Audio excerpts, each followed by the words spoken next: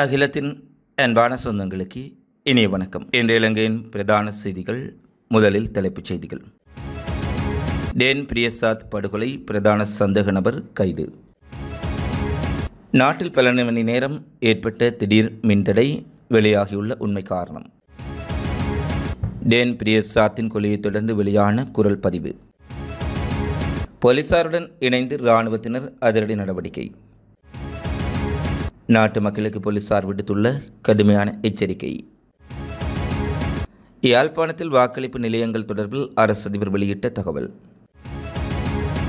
கொழும்பில் படுகொலை செய்யப்பட்ட தமிழ் பெண் குற்றவாளிக்கு மரண தண்டனை. மாணவிகளை வெயிலில் முழங்காலில் நிற்க வைத்த ஆசிரியர் போலீசாரிடம் முறைப்பாடு. உள்ளூராட்சி சபை தேர்தல் வாக்களிப்புகள் ஆரம்பம். தொடர்பென விரிவான செய்திகள். பொதுஜன பெரமுனவின் முக்கியஸ்தரும் பல்வேறுபட்ட குற்றச்செயல்களுடன் தொடர்புடையவருமான டேன் பிரியசாத்தின் படுகொலை சம்பவத்தில் பிரதான சந்தேக நபர் ஒருவரை கைது செய்துள்ளதாக போலீசார் தெரிவித்துள்ளார்கள். நேற்று முன்தினம் நடந்த துப்பாக்கிச் சூட்டில் பொதுஜன பெரமுனவின் கொலன்னாவை நகரசபை வேட்பாளர் டேன் பிரியசாத் கொல்லப்பட்டார். இதனைத் தொடர்ந்து மேற்கொள்ளப்பட்டு வந்த விசாரணைகளின் அடிப்படையில் இன்றைய தினம் முக்கியமான சந்தேக நபரை தாம் கைது செய்துவிட்டதாக போலீசார் தெரிவித்துள்ளார்கள். கடந்த பிப்ரவரி மாதம் 9ஆம் தேதி நாடளாவிய ரீதியில் ஏற்பட்ட மின்தடைக்கு குரங்குகள் காரணம் அல்ல என்பது தற்போது தெரிய வந்துள்ளது. கடந்த பிப்ரவரி மாதம் 9ஆம் தேதி நாடளாவிய ரீதியில் பல மணி நேரம் மின்தடை ஏற்பட்டது. பாணந்துறை மின் நிலையத்தில் ஏற்பட்ட மின்மாற்றி ஒன்றில் குரங்கொன்று பாய்ந்து ஏற்பட்ட மின்கசிவின் காரணமாக குறைத்த மின்தடை ஏற்பட்டதாக பொது அரசாங்கத்தின் சார்பில் விளக்கம் அளிக்கப்பட்டிருந்தது. எனினும் சம்பவம் குறித்து விசாரணை மேற்கொள்ள நியமிக்கப்பட்ட குழுவின் அறிக்கை தற்போது வெளிவந்துள்ளது. அதன் பிரகாரம் அன்றைய தினம் மின் பாவனையாளர்களின் கேள்விக்கு மேலதிகமாக அதிக கொள்ளளவிலான சூரிய வலு மின்சக்தியானது தேசிய மின்கட்டமைப்பில் இணைக்கப்பட்டதன் காரணமாக ஏற்பட்ட அழுத்தமே மின்தடைக்கான காரணம் என்பது தற்போது தெரியவந்துள்ளது. இந்த அறிக்கையின் முழு வடிவம் பொது பயன்பாடுகள் ஆணைக்குழுவின் இணையதளத்தில் வெளியிடப்பட்டுள்ளதாக மின்சார சபை தெரிவித்துள்ளது. நாட்டின் பல மணி நேரம் ஏற்பட்ட மின்தடைக்கு குரங்குகள் மீது குற்றம் சுமத்தப்பட்டுள்ளமை அப்போது சமூக வலைத்தளங்களிலும் ஊடகங்களிலும் பெரிதும் விமர்சிக்கப்பட்டிருந்தமை குறிப்பிடத்தக்கது.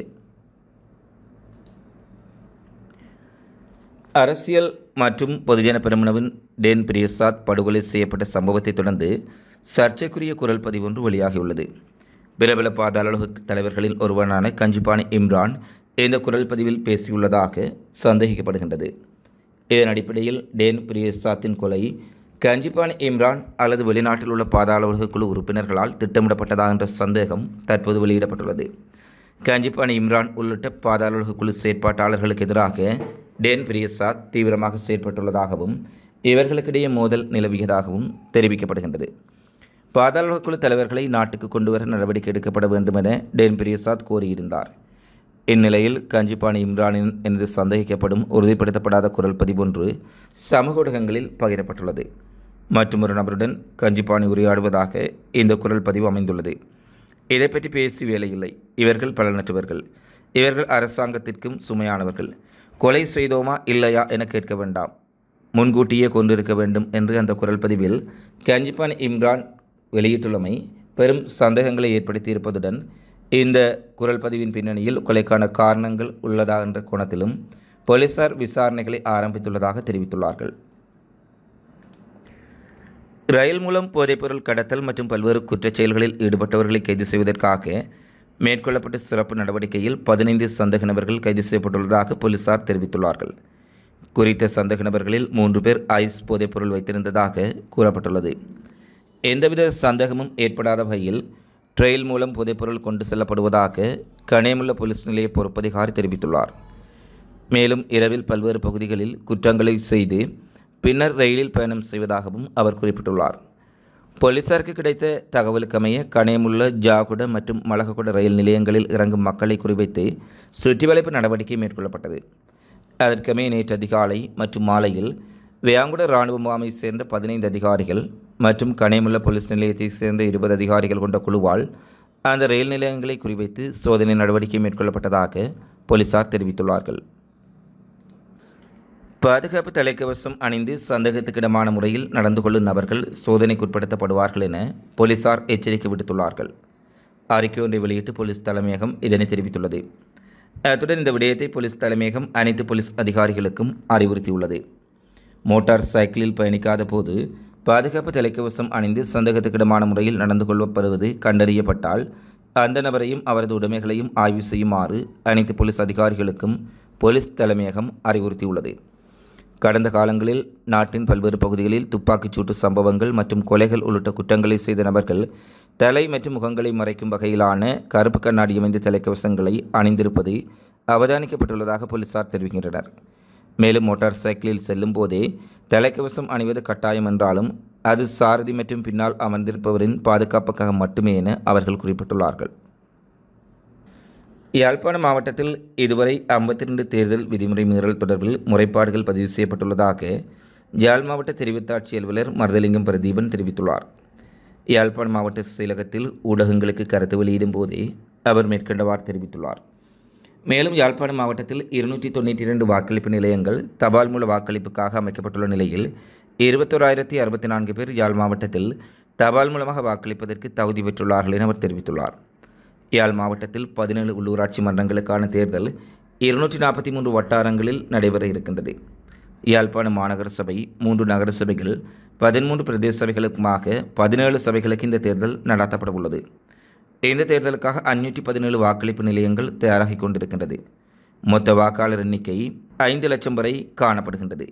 இதேவேளை தபால் மூல வாக்களிப்பு நாளை மற்றும் நாளை மறுதினம் நடைபெறும் என்று தெரிவிக்கப்பட்டுள்ளது. இதேவேளை தபால் மூல வாக்களிப்பு இன்றும் நாளையும் நடைபெறும் என்றும் அறிவிக்கப்பட்டுள்ளது. கொழும்பில் தமிழ் பெண் ஒருவரை கொலை செய்தவருக்கு இன்று கொழும்பு உயர்நீதிமன்றம் மரண தண்டனை விதித்துள்ளது. 2015ஆம் ஆண்டு கொழும்பின் செட்டித் தெருவில் உள்ள விடுதியில் பெண் ஒருவர் கொலை செய்யப்பட்டுள்ளார். பின்னர் அவரது உடலை ஒரு சூட்கேஸில் அடைத்து பெஸ்டியன் வீதியில் உள்ள பேருந்து நிலையத்தில் வீசிய வழக்கில் குற்றவாளி என நிரூபிக்கப்பட்ட ஒருவருக்கு கொழும்பு உயர்நீதிமன்றம் மரண தண்டனை விதித்துள்ளது. நீண்ட விசாரணையின் பின்னர் கொழும்பு உயர்நீதிமன்ற நீதிபதி ஆதித்யா படபெரினிகே இந்த தீர்ப்பை வழங்கினார். 2015ஆம் ஆண்டு ஜூலை மாதம் 29ஆம் தேதி விடுதியில் தர்மராயா கார்த்திகா என்ற பெண்ணை கொலை செய்ததாக குற்றம் சாட்டப்பட்ட பேட்ரிக் கிருஷ்ணராயா மீது சட்டமா அதிபர் கொழும்பு உயர்நீதிமன்றத்தில் வழக்கு தொடுத்திருந்தார். நீண்ட விசாரணைக்கு பின்னர் கொழும்பு உயர்நீதிமன்ற நீதிபதி ஆதித்ய படபெரினிகே தீர்ப்பை அறிவித்துள்ளார். தண்டனை விதிக்கப்படுவதற்கு முன்பு நீதிமன்றத்தில் முன்னிலையான பிரதிவாதி குற்றச்சாட்டுகளில் தான் நிரபராதி என்று கூறினார். எனினும் குற்றம் சாட்டப்பட்டவர் மீது அரசு தரப்பால் சுமத்தப்பட்ட குற்றச்சாட்டுக்கள் நியாயமான முறையில் சந்தேகத்துக்கிடமின்றி நிரூபிக்கப்பட்டது. அவர் இந்த குற்றச்சாட்டுகளில் குற்றவாளி என கண்டறியப்பட்டுள்ளதால் அதன்படி அவருக்கு மரண தண்டனை விதிக்கப்படுவதாக நீதிபதி தனது தீர்ப்பில் குறிப்பிட்டுள்ளார். சுவையினம் காரணமாக பாடசாலையில் காலை வேளையில் நடைபெற்ற விளையாட்டுப் பயிற்சியில் பங்கு பெற்றாத மாணவர்களுக்கு ஆசிரியை தண்டனை வழங்கிய சம்பவம் தொடர்பில் போலீசார் விசாரணைகளை மேற்கொண்டு வருகின்றார்கள். இந்த சம்பவம் அனுராதபுரம் மொரகட கேக்கிராவை பிரதேசத்தில் உள்ள பாடசாலை ஒன்றில் இடம்பெற்றுள்ளது. ஆசிரியர் ஒருவர் பாடசாலை நேரம் முடிவடையும் வரை வெயிலில் முழங்காலில் வைத்துள்ளதாக மொரகட போலீசாருக்கு முறைப்பாடு கிடைத்துள்ளது.